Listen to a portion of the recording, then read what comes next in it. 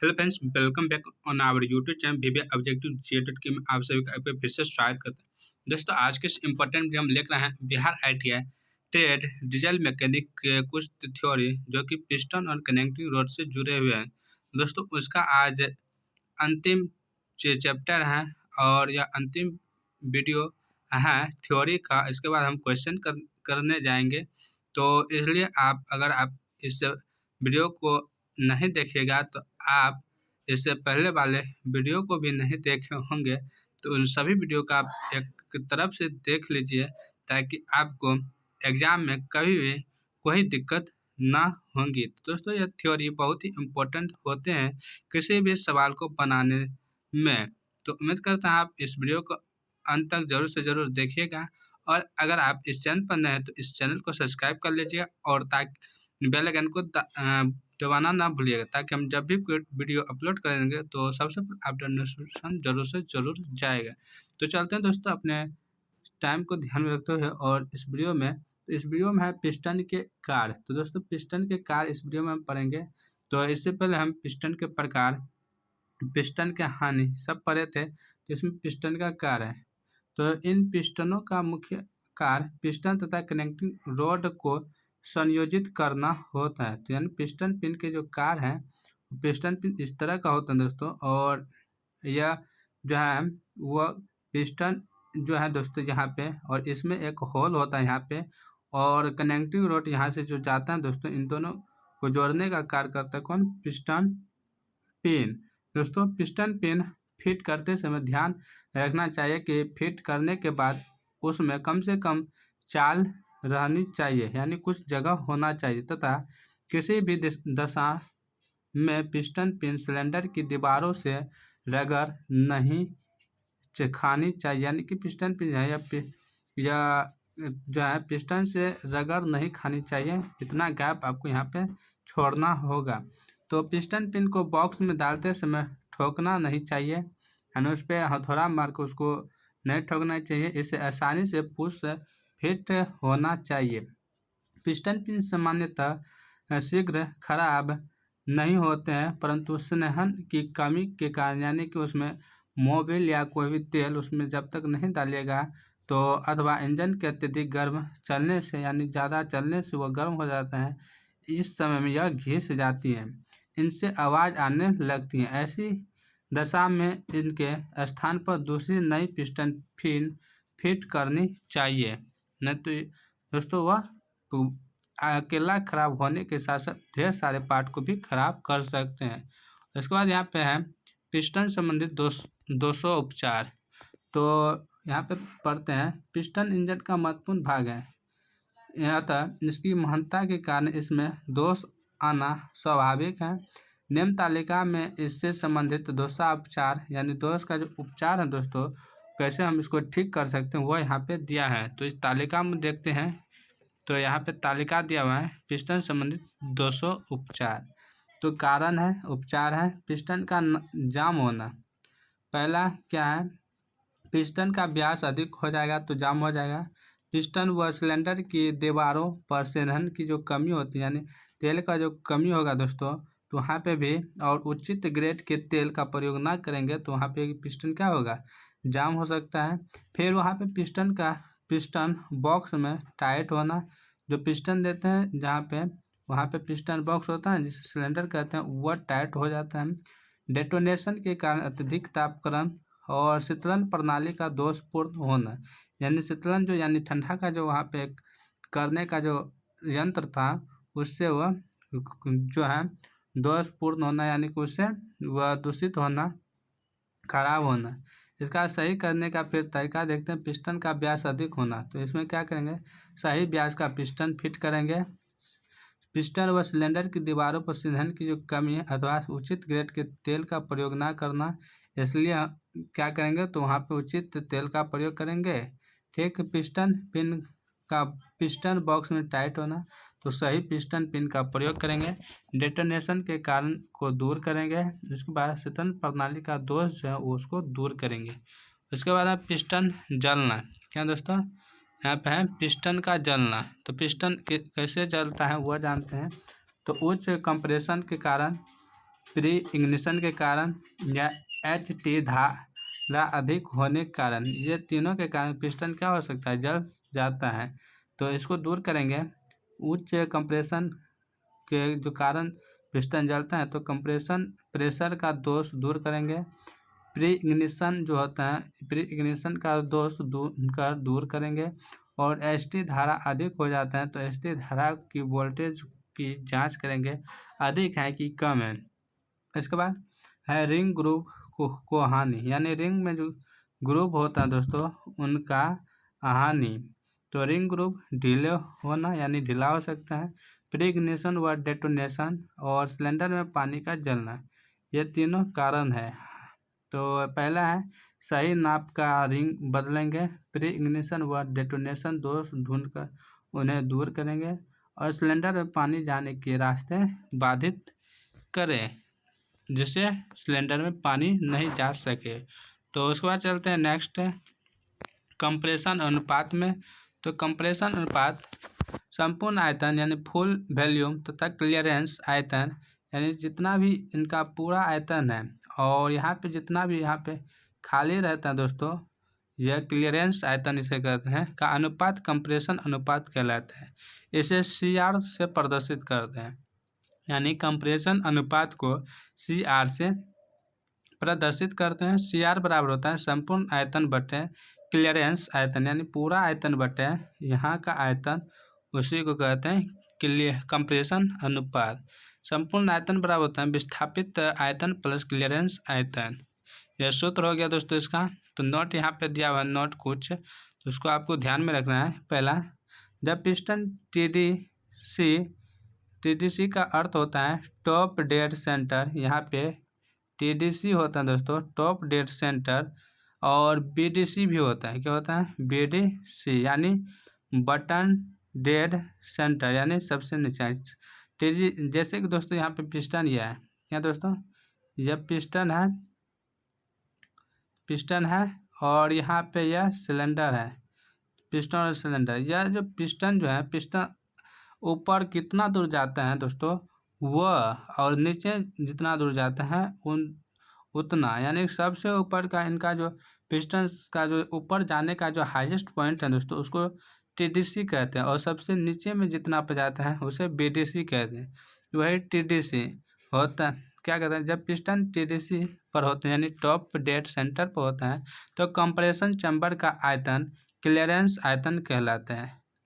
उसके बाद है पिस्टन द्वारा TDC से BDC तक, यानी टॉप डेड सेंटर से जब BDC यानी बॉटम डेड सेंटर निचले भाग तक जाने में तय आयतन, यानी उतना दूर में जो आयतन होता है दोस्तों, इतना दूर का आयतन, इस आयतन को विस्थापित आयतन कहते हैं। क्या कहते हैं, विस्थापित आयतन, डिस्प्लेसमेंट वॉल्यूम कहते हैं।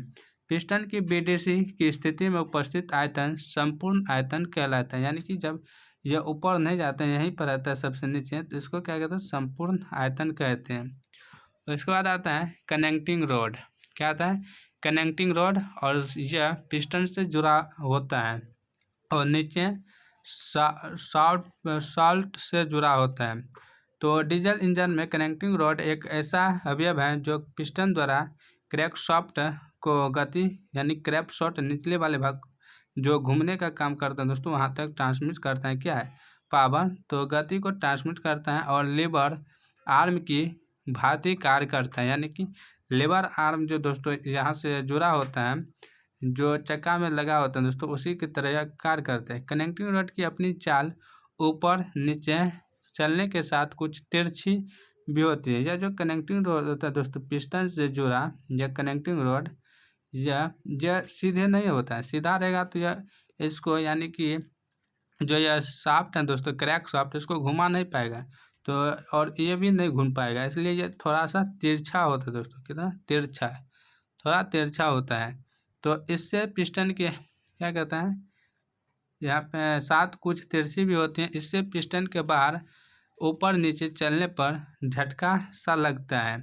अतः कनेक्टिंग रोड का पर्याप्त रूप से मजबूत होना आवश्यक है। इससे पिस्टन तथा कनेक्टिंग पिस्टन तथा क्रैंक शाफ्ट के मध्य फिट किया जाता है। यह पिस्टन हुआ और यह क्रैंक शाफ्ट हुआ, इसके बीच में कनेक्टिंग रॉड को क्या करते हैं, फिट करते हैं। इसके बाद है कनेक्टिंग रॉड हेतु पदार्थ, यानी कि यह किससे बनता है, तो material of connecting rod. Connecting rod सामान्यतः मृदु ढलवा लोहा से बनता है। मोस्ट इंपॉर्टेंट क्वेश्चन बनेगा दोस्तों कि कनेक्टिंग रॉड किससे बनता है, किस धातु से, तो मृदु ढलवा लोहा से बनता है या गोलाकार ग्रेफाइट ढलवा लोहे से कैसे बनता है।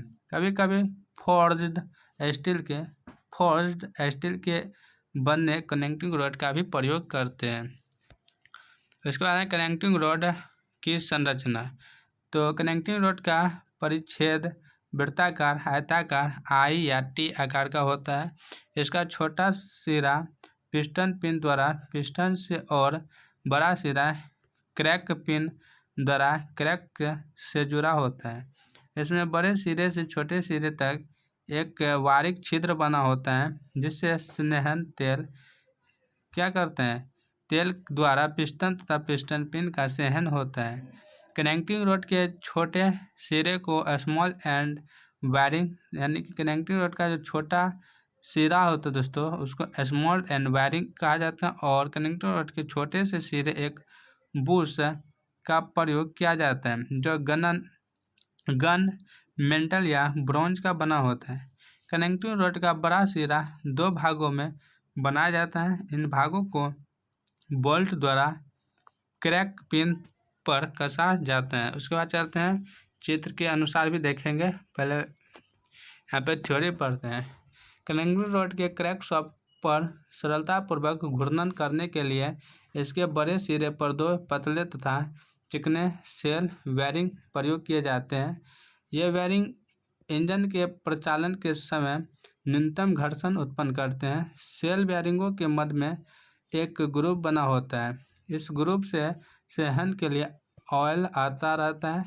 क्रैंक शाफ्ट के खराब हो जाने पर ग्राइंडिंग कराते समय इन सेल वायरिंग को बदलकर क्रैंक पिन की नाप को फिट करते हैं। कनेक्टिंग रॉड प्रायः ठोस बनाए जाते हैं, परंतु कुछ इंजनों की कनेक्टिंग रॉड में संवहन के लिए पूरी लंबाई में छिद्र बनाया जाता है। इस छिद्र का मुख्य कार्य बिग एंड वायरिंग में ऑयल को पिस्टन पिन तथा स्मॉल एंड वायरिंग को पहुंचाना है। कनेक्टिंग रॉड को इस इंजन में फिट करने से पूर्व उसके सीधेपन की जांच आवश्यक कर लेनी चाहिए, यानी को सीधा पूरे सीधा है, थोड़ा सा टेढ़ होना चाहिए, क्योंकि यदि कनेक्टिंग रॉड सीधी नहीं है तो वह सिलेंडर के मध्य में नहीं चलेगी, यानी बीच में नहीं चलेगी, जिसके फलस्वरूप पिस्टन एक और अधिक और दूसरी ओर कम चलने के कारण घिसने लगेगा। कनेक्टिंग रॉड के सीधेपन की जांच के लिए कनेक्टिंग रॉड अलाइनमेंट गेज का प्रयोग करते हैं। यह मोस्ट इम्पोर्टेंट है कि कनेक्टिंग रॉड जो है दोस्तों, इनका जो सीधापन होता है, इसको जांचने के लिए हम किस गेज का प्रयोग करते हैं, तो अलाइनमेंट गेज का प्रयोग करते हैं। गेज द्वारा कनेक्टिंग रॉड की सीधेपन की जांच करने के लिए इसके बड़े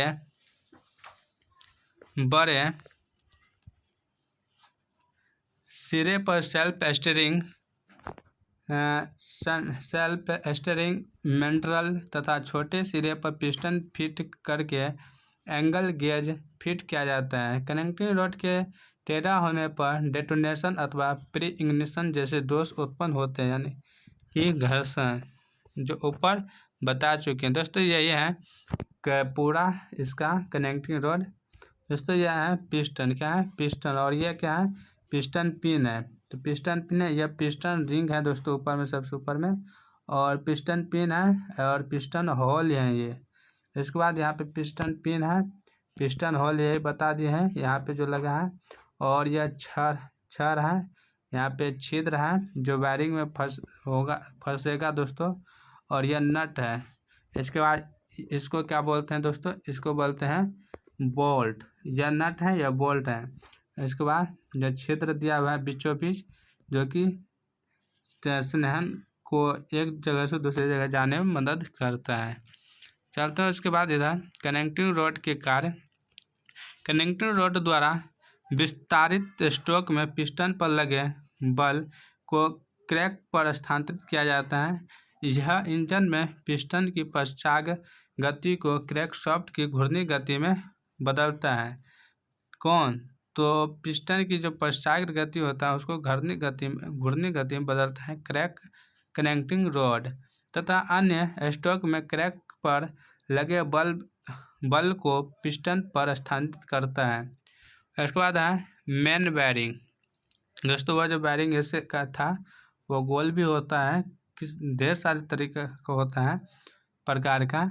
तो मेन बैरिंग क्रैंकशाफ्ट मुख्य बैरिंगों पर आलंबित होती हैं जो कि ब्लॉक के निचले भाग में लगे होते हैं। बैरिंगों की संख्या इंजन के आकार के अतिरिक्त उसमें लगे सिलेंडरों की संख्या पर निर्भर करती है। उदाहरण के 4 सिलेंडरों वाले रेखीय प्रकार के एम्बेसडर इंजन में 3 मुख्य बैरिंग होते हैं, जबकि अशोक लीलैंड गाड़ियों के इंजन प्रायः रेखीय प्रसार के 6 सिलेंडर वाले होते हैं। दोस्तों ये अशोक लीलैंड गाड़ी क्या है? तो अशोक लीलैंड एक कंपनी है दोस्तों, वही जो गाड़ी बनाता है दोस्तों उसमें 6 सिलेंडर होते हैं। इनमें मुख्य बैरिंग की संख्या 7 होती है। भी प्रकार के 8 सिलेंडर वाले इंजनों में प्रायः 5 बैरिंग होते हैं। उसके बाद है इंजन में प्रायः 2 प्रकार के मुख्य बैरिंग प्रयोग किए जाते हैं, जिनमें से एक परिशुद्ध निवेश प्रकार की बैरिंग। इस प्रकार बैरिंग क्रैंकशाफ्ट उतार कर या इंजन में लगे ही सीधे बैरिंग काठी सुराखों में लगाए जा सकते हैं।